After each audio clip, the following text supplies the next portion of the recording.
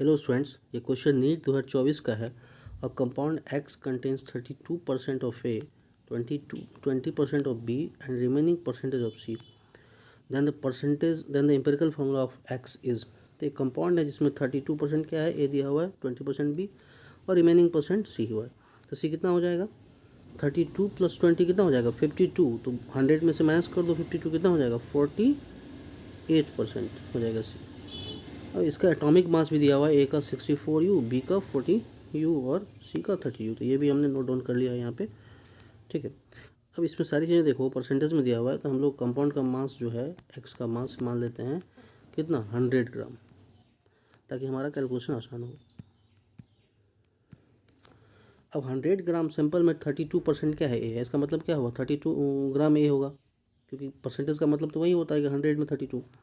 तो weight of ए कितना हो जाएगा, 32 ग्राम।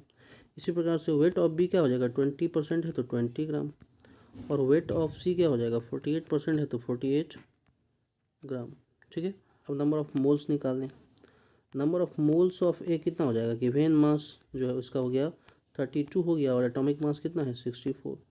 इसको डिवाइड कर लें तो ये आ जाएगा, कितना हो जाएगा, 32 1 जा 32 2 जा, ये हो जाएगा 1/2, मतलब 0.5 मोल।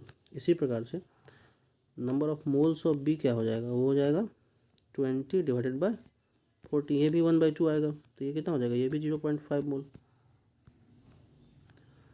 और नंबर ऑफ मोल्स ऑफ सी क्या हो जाएगा, 48 डिवाइडेड बाय 32, ये 16 से डिवाइड करें इसको, 16 2 जा 16 3 जा, ये क्या हो जाएगा 3/2, मतलब 1.5 मोल, ठीक है। अब इनके नंबर ऑफ मोल्स का जो है ना रेशियो निकाल लेते हैं, ताकि एम्पिरिकल फॉर्मूला हम निकाल सकें। Number of moles of A is to number of moles of B is to number of moles of C, ये कितना हो जाएगा, 0.5 इज टू 0.5 इज टू 1.5, ठीक है। अब हमें इसे इंटीग्रल फॉर्म में रखना होता है, इंटीजर के फॉर्म में, तो हम लोग क्या करेंगे, सबको मल्टीप्लाई कर देते हैं 2 से, इसको भी 2 से, इसको भी 2 से और इसको भी 2 से, तो क्या मिल जाएगा हमें, ये रेशियो क्या मिलेगा हमें, 1:1:3। तो एम्पिरिकल फार्मूला क्या हो जाएगा, एम्पिरिकल फार्मूला हो जाएगा A1 B1 C3, या हम सिंपली लिख सकते हैं AB C3। Thank you.